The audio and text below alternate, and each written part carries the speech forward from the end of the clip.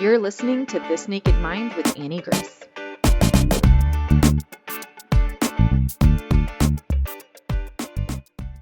Hi, this is Annie Grace, and welcome to This Naked Mind podcast. And I'm here with Megan. Hi, Megan. How are you?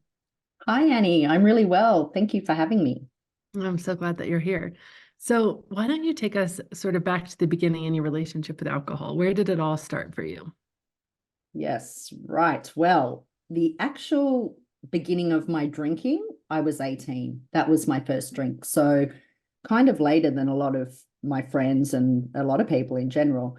But I'll take you just a bit further back because anxiety's been a massive part of my journey.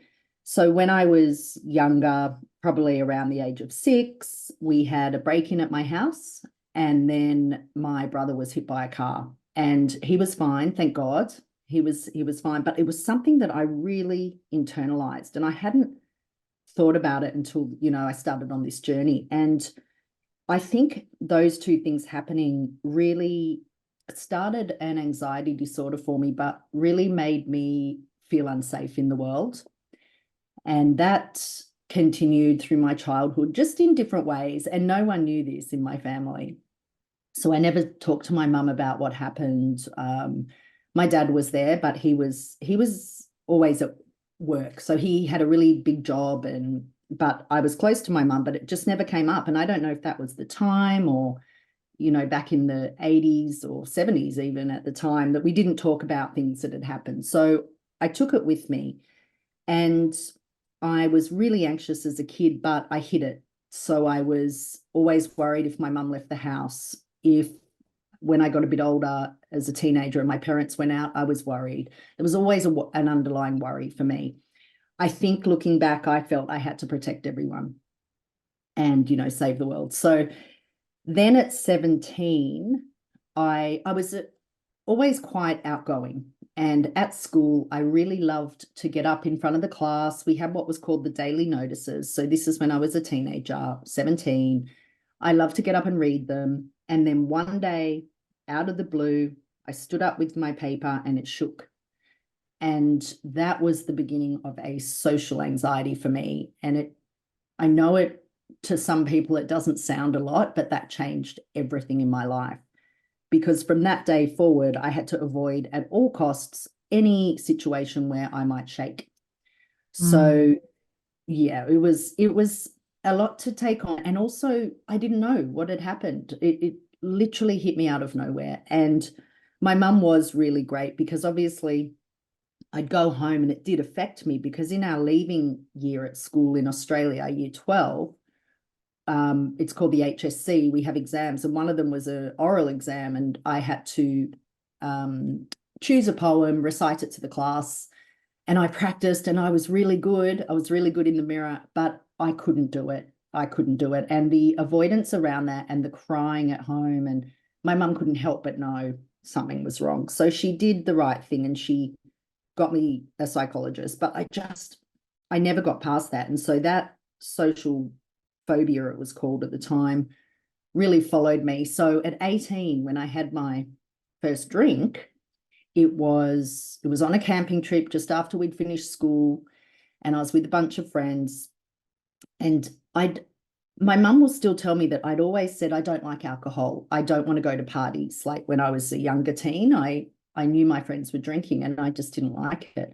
And then this day when I was 18, someone said, do you want some Jim Beam? And I drank it, a whole cup, and drunk straight away. Never had alcohol. It was the first drink I ever had, and it was the first binge drink. And to be honest, I only ever was a binge drinker after that. I never drank normally. Every single drink I've had for my life has been on a binge. So when I had that drink, I realized, oh, my shaking stops. This is pretty exciting. I can do things that I couldn't do before. So that began a period of time. So school had finished. I wasn't going to uni. I didn't want to put myself back in a classroom kind of situation. So I was free, and there was a lot of drinking, a lot of binging at that age. All my friends were doing it, so obviously it was normal. There was something that happened that I still don't like to talk about, because it was so it's just, I can't believe it happened. So my family went overseas. I was at home, 18, had my friends over, all of us drinking. And someone said to me, take your dad's sports car out. He had a sports car. And so I did. And we were all drunk, 2 passengers, and we had a big crash. And thank God we were all okay. I can't even tell you how grateful I am to this day that we were all okay. I got arrested and my family were overseas and there were no mobile phones then. They were in a camper van. So the way they found out was coming back to the airport, and my next door neighbor, who was a lawyer, met them at the airport. And my mum burst out crying, thought I'd died. I was so ashamed that I put them through that. And it was so frustrating because all my friends were in the same boat, but it was me, as usual, doing the stupid thing. And I even had a friend that took my car out during that same time, and she was drunk and she didn't even have a license, but she got away with it. So it was the first of many times when I was the one that just went that bit too far. That was a lot too far. And I think after that, I didn't drink drive again, but it certainly didn't deter me from drinking. So that was, those were the early days. And then I got a job.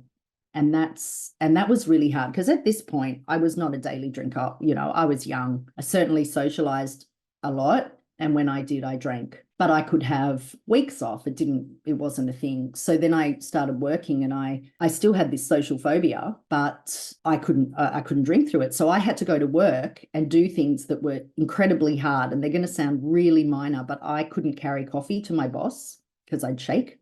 I worked at a TV station and I had to roll the auto cue for the newsreaders and I would shake. I did all these things, but it took all of my emotional energy.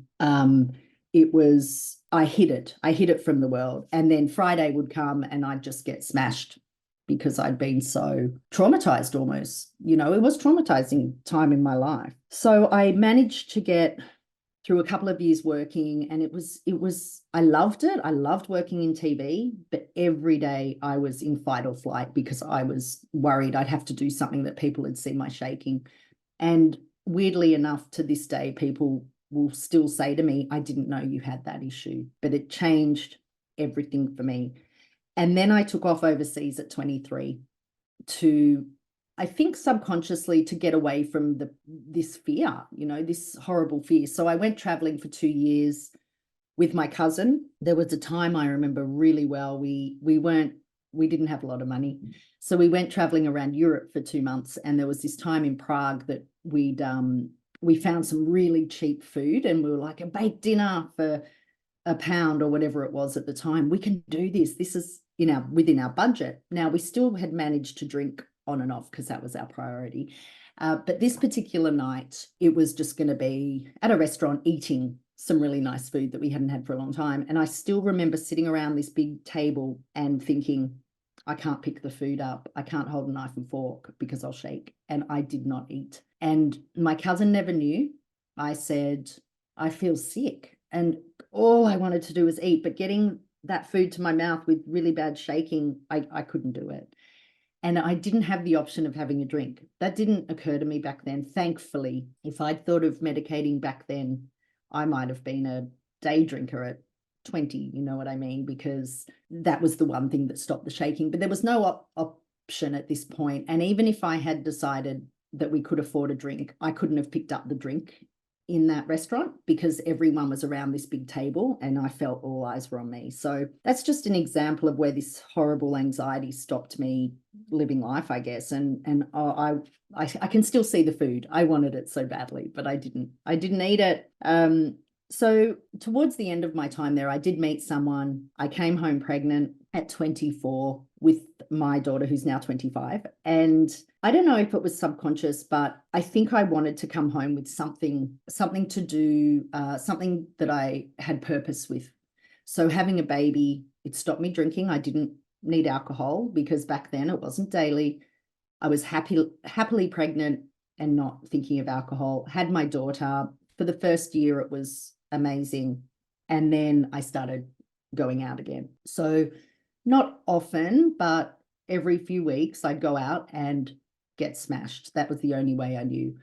how to do it. So it crept back up a bit, and then I broke up with her dad, and that kind of gave me it enabled me then to just go out a lot. So my mum would have my daughter, and I was out drinking just 2 or 3 times a week. And that carried on until I met my husband. And because of my anxiety, I can look back and see that I had to socialize with him drinking. So the first night he came over, I said, "Can you bring a bottle of wine?" It just, I couldn't do anything without being drunk. So that was a lot of our time together at the beginning. Was he was working in the pubs. So he was a big drinker too. So it really just meant that I'd found another part of my life where I could keep drinking. It enabled me. And then I got pregnant with my second daughter, and I was okay again to stop drinking. That was not a problem. There was one time during the pregnancy, though, that we had to go to my husband's work party, and I feel like I had the biggest toddler tantrum. I was so angry at this FOMO. And it wasn't that I wanted to drink. I just didn't want to be in a social situation without drinking. So I ended up in front of, and I don't know if anyone noticed, but I ended up walking out and just sitting outside for hours crying, because he just didn't get it, that I couldn't socialize without alcohol, but also everyone around me was drinking. And that wasn't fair. You know, I'd chosen not to socialize while I was pregnant. And that, I look back and think that was a massive tantrum, but I didn't. Obviously now I don't have FOMO, I have JOMO, you know, but back then I didn't have the tools to work that out. So that was, that's something I remember to this day. And then I had my daughter, and again, I was fine after that. I did, probably when she was around 1, it was all, you know, I'd stop breastfeeding and then be like, yes, I can go out again. And so back to the socializing with friends. Just massive nights, maybe once a week, maybe more, and maybe less sometimes. Just wasn't really, I mean, it was an issue in that I could not drink normally, as they, you know, 1 or 2 drinks. Never have done that in my life. I don't think I've ever had 1 or 2 drinks. And the times that I have accidentally, you know, you might be somewhere and there's just no way I can get more alcohol, they were horrible. And so very rare I put myself in that position, but I was definitely back to really socializing and drinking a lot. And during this whole time, I was also aware that this wasn't great. You know, this is not how I wanted to live my life. So that was always in the back of my mind. And I did try different things over this time. I did some cognitive behavior therapy with a psychologist, which involved going to, my mum had a cafe at this point, sitting in the cafe with a friend and picking up a glass of water. Then the next time it was using a fork. Really, really basic steps to get myself through this phobia. And I did succeed to a point, because I didn't drink as much as I did later on. So, but then I'd go back to the binging might happen more often, and my anxiety was back. So nothing ever stuck, but I was always looking for a way to help myself and to get rid of this anxiety. But also I knew the way I was drinking it wasn't okay. I enabled it because of the people I hung around with, though. So at that age, it was pretty normal. When I went out, my friends were all drinking a lot too. So that kind of continued until I got pregnant with my son. He's 3 years younger than her. So by this time, that was 14 years ago, I did actually, during my pregnancy, drink twice. And I'm not, you know, that's a big thing, because I had not done that before. Now, it wasn't heaps. It was 2 social events where I had a couple of wines, probably 3, and that wasn't me. And I didn't like that, but I could see that my kids are spaced out. So over 10 years, this has happened. At my 3rd pregnancy, I'm thinking, I am missing out and I want some. So I wasn't happy with that. I did beat myself up about that for a long time. Anyway, he was born, and I probably started drinking within 6 months. And I was still breastfeeding, but I'd pump and dump, or I'd pick the time when I had a bigger window, and it didn't start out as bad as it used to be because of him. I was more aware, but by the time he was 1, things ramped up. And I remember one day I was with my mother's group. We had a mother's group that you could join and meet people the same, with babies the same age. So it was about it that the kids were a year old, and one of the women very innocently said, "We're going out next week. We should practice. We all need to practice drinking at home and have a, get back into this." And little did she know that just turned a green light on in my head. And I just thought, I went home and got a bottle of wine. I literally started practicing, and that was the beginning of the end for me. I remember having 2 glasses of wine that night and being really tipsy, and then we went out as a group. I got totally drunk, probably more so than anyone there, but still there were people drinking a lot, some of these women. So it still felt okay. And then very slowly over the next 8 years, I started to drink a bit more by myself. Not every night at this point, but I was still going out socially quite often. So maybe I'd have 2 or 3 nights off, and then I'd think, oh, I've still got that half a bottle of wine. And I don't know for how long I was able to put that half bottle back, but it wasn't too long before it was a whole bottle. And I can literally see it creeping up over those 7 or 8 years. Till 2018, I was easily drinking 2 bottles of wine a night at home. I was still going out at that point too, but the thing that happened then was people started noticing how fast I was drinking. I had a comment one night and someone said, did you just finish that whole bottle? We were at dinner, and I thought, oh no, people are noticing. That was the first. So I took it home, as in I took my drinking home. I started drinking at home more. But in 2018, it was September, a friend and I decided we're both drinking too much, let's stop.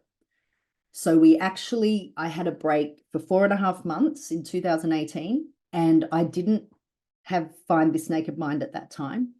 What I did do was my friend and I kept each other going for probably about 2 weeks. And then I found an online course for 90 days with an Australian woman. I started that. And then I went to AA because I had a family member who absolutely loved AA, and it has actually helped them be sober for 16 years to this day. So that's absolutely fantastic. And at the time when I went, I loved the community, and I knew community was everything for me.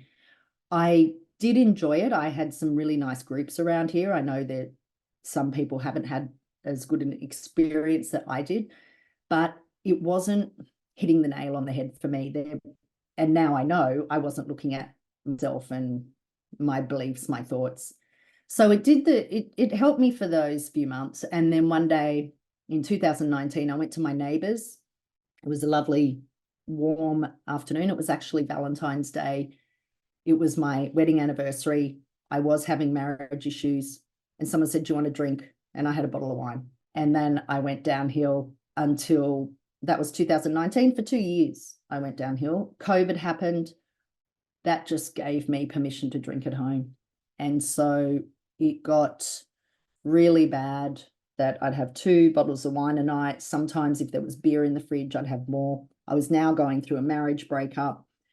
My anxiety was so bad at this point that I was shaking all the time. So and because of COVID, you could start drinking at midday. I never went earlier, but that's because I stopped. I probably would have.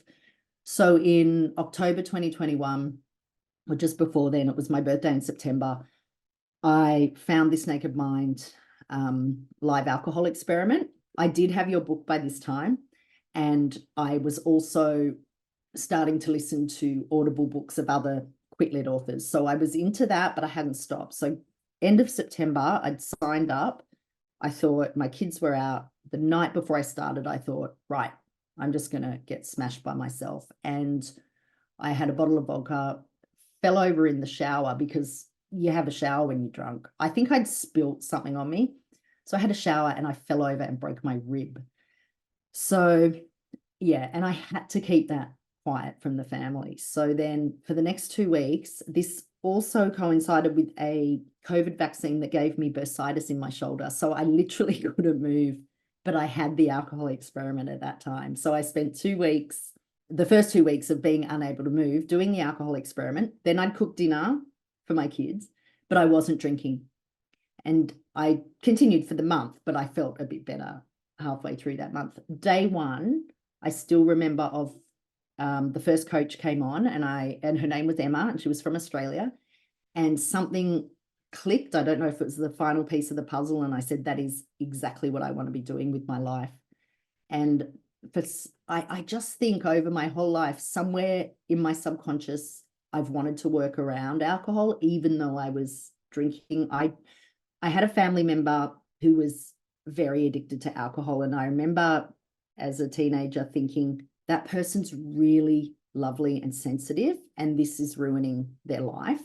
And I think that's where the seed was planted, that alcohol, it was destroying people that I loved. And then, you know, I ended up drinking, but I needed that to get where I am today.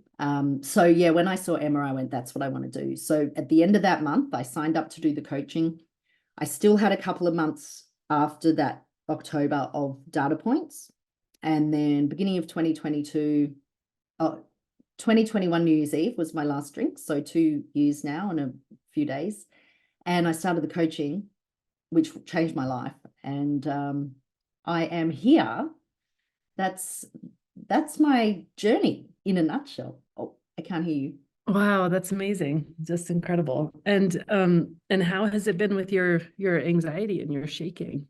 Yes. So as I said, I did some CBT around that over the years, and during COVID, it just got so much worse because my drinking had got so much worse. And the ironic thing was, this shaking problem started before I'd ever had a drink, but it ended because of the drink.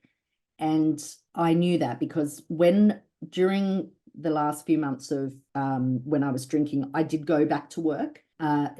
Some of us were allowed because we work at a school, and I couldn't sit in the staff room and eat.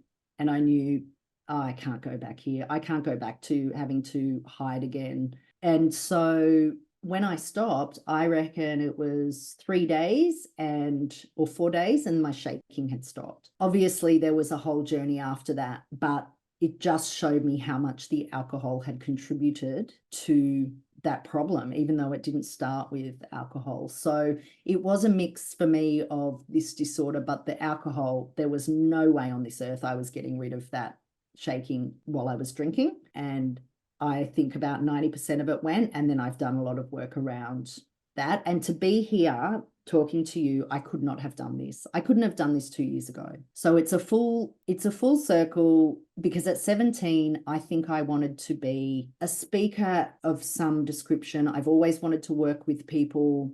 And so to get to 50, I'm 50 as of September, is like, oh, this is where I'm meant to be. So and I couldn't, like I said, I couldn't have spoken even on a Zoom. I couldn't have done that 2 years ago. So thanks to you and your program. Well, that's just amazing.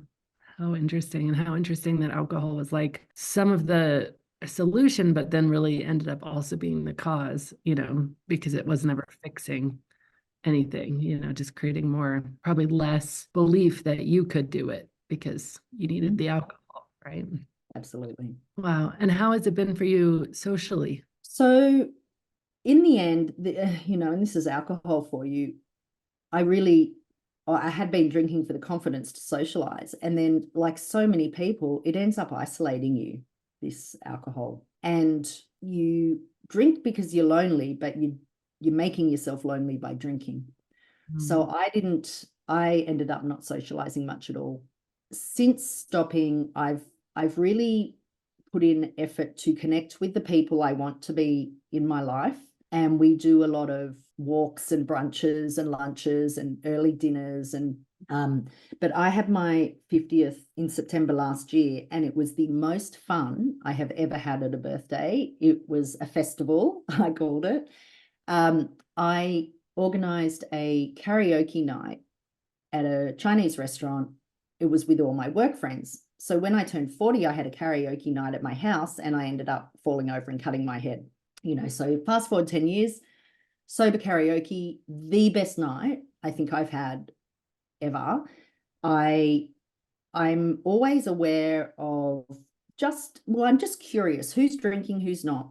naturally, a lot of people have slowed down their drinking in my life. I mean, who'd have thought? Because I never knew anyone's habits when I was so drunk. But there was a little bunch of people up the end that were rowdy and having a great time, and I could laugh at it and enjoy it.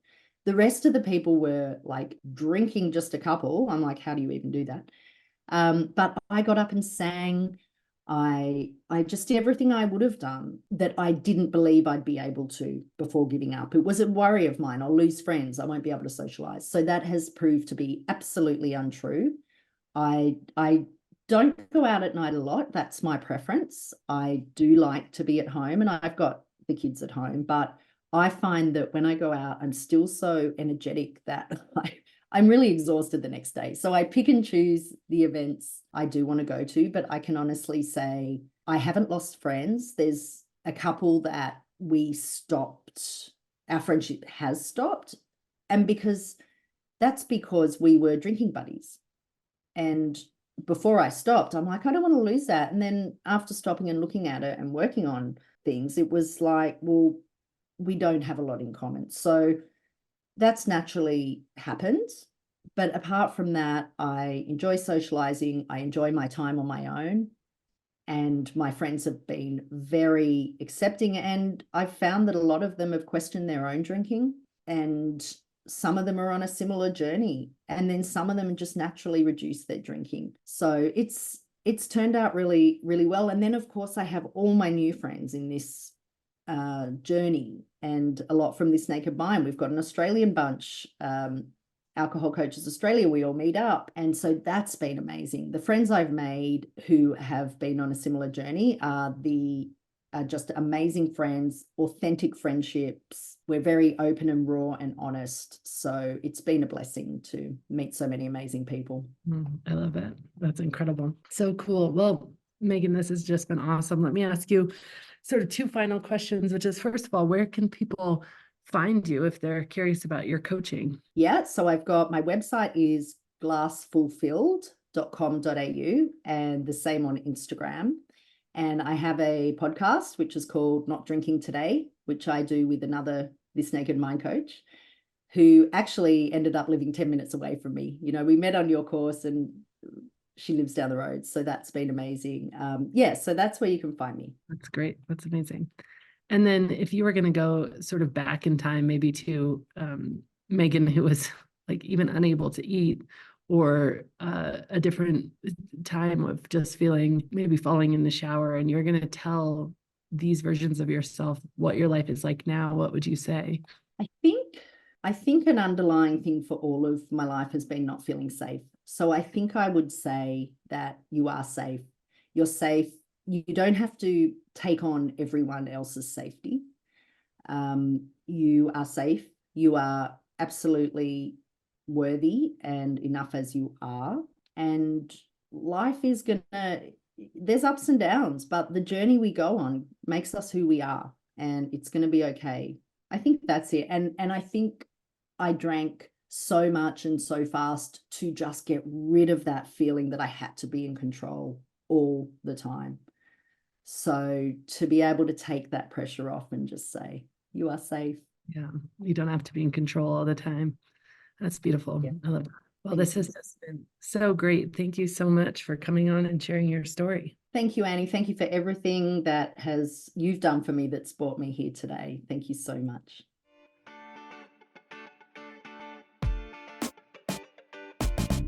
Thank you so much for listening to this episode. If you're ready to see how This Naked Mind can help you on your personal health and wellness journey and want to learn more, go to thisnakedmindpodcast.com to learn what your next best step is.